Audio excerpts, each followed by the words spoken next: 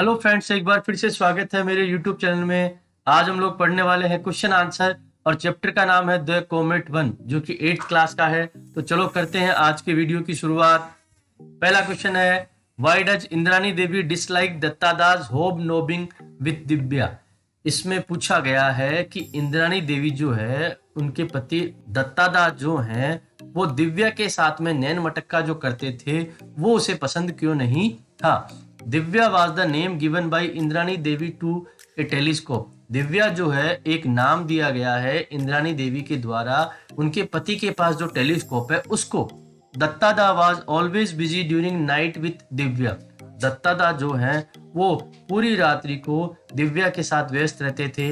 He never cared for his wife और about himself.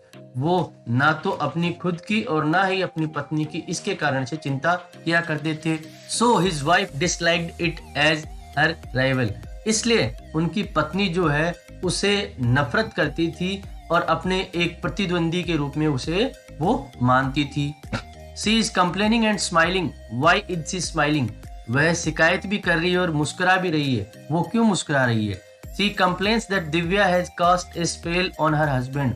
वह ये शिकायत करती है कि दिव्या ने उनके पति पे कोई जादू कर दिया है।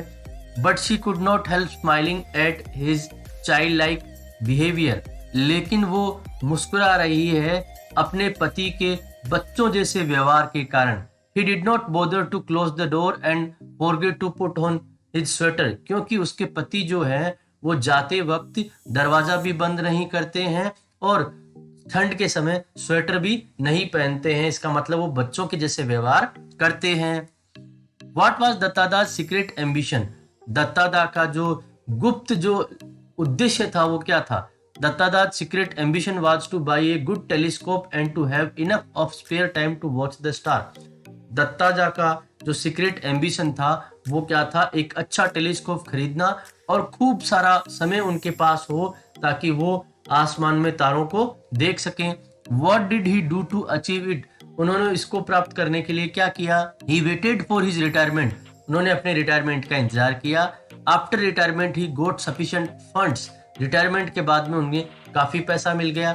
Then he bought a telescope and he stared gazing at the stars without caring for his wife and life। और उसके बाद में उन्होंने एक टेलीस्कोप खरीदा और रात को बैठ के एक टक निगाहों से तारों को देखा करते थे और अपनी पत्नी की और अपने जीवन की किसी प्रकार की वो चिंता नहीं करते थे। What is the difference between a planet and a comet as given in the story? इस कहानी के अनुसार आपको बताना है कि एक प्लेनेट और कोमेट के अंदर क्या अंतर है। A planet has a fixed orbit. एक प्लेनेट जो होती है उसका ऑर्बिट यानी उसका एक जो रास्ता है वो तय होता है। A comet comes from the distant corners of the solar system. जबकि कोमेट जो है वो सोलर सिस्टम के किसी भी दूर से एक कोने से आता है। It keeps on changing. और ये अपना रास्ता बदलता रहता है। Why was Dattada hopeful that he would discover a new comet soon. Dattada बिल्कुल आश्वस्त थे कि वो जल्द ही एक नए कोमेट को खोज लेंगे। ऐसा क्यों था? दत्तादा was hopeful of discovering a new comet because he knew that professional astronomers did not consider them significant and ignored them।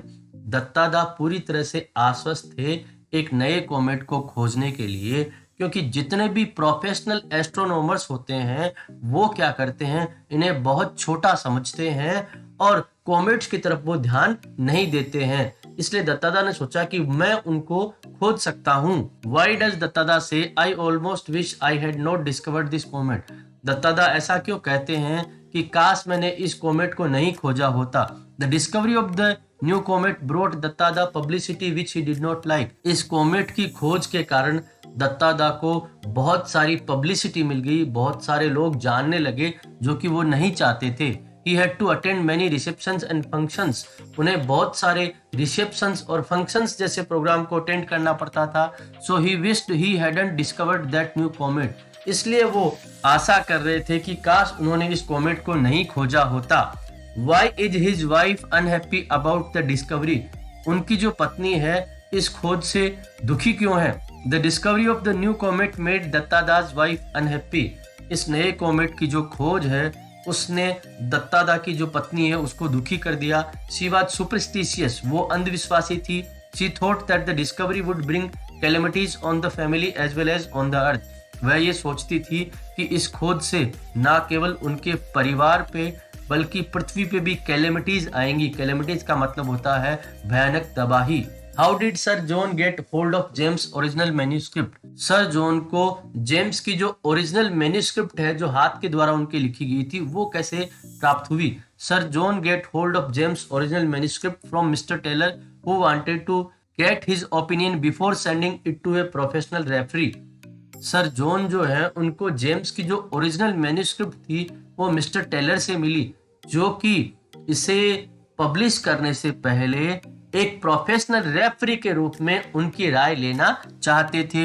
What is the important point the paper makes? इस पेपर में क्या मुख्य बात थी? The paper makes the important point that Dattada's comet would collide with the earth. इस paper में मुख्य बात ये थी कि दत्तादा का जो कोमेट है वो पृथ्वी से टकराएगा। Why does Sir John say that James paper should not be published? Sir John ने ऐसा क्यों कहा कि जेम्स का जो पेपर है उसे पब्लिश नहीं होना चाहिए? Sir John opposes the publication of James paper because his prediction would cause wide spread panic in the world. Sir John जो है जेम्स के पेपर की जो पब्लिकेशन है उसको अपोज करते हैं, उसका विरोध करते हैं, क्योंकि उनके अनुसार ये खबर अगर दुनिया में फैल जाएगी तो बहुत भयानक तबाही पूरी दुनिया में हो सकती है, अव्यवस्था फैल सकती है। What do the two men finally decided to do? इन दोनों लोगों ने अंततः क्या करने का निर्णय लिया? The two men finally agreed to organize a secret conference of international experts to plan how to avoid the calamity. इन दो व्यक्तियों ने अंततः ये निर्णय लिया कि वो दोनों एक सीक्रेट कॉन्फ्रेंस जो है जिसमें दुनिया के पूरे एक्सपर्ट्स आएंगे उसे आयोजित करेंगे और उसमें वो विचार करेंगे इस कैलेमिटी, इस भयानक तबाही से किस प्रकार से एवर्ट यानी बचा जा सके या इसे टाला जा सके। दोस्तों, अगर ये वीडियो आपको अच्छा लगा हो तो प्लीज इसे लाइक, शेयर और सब्सक्राइब करना न भूलें।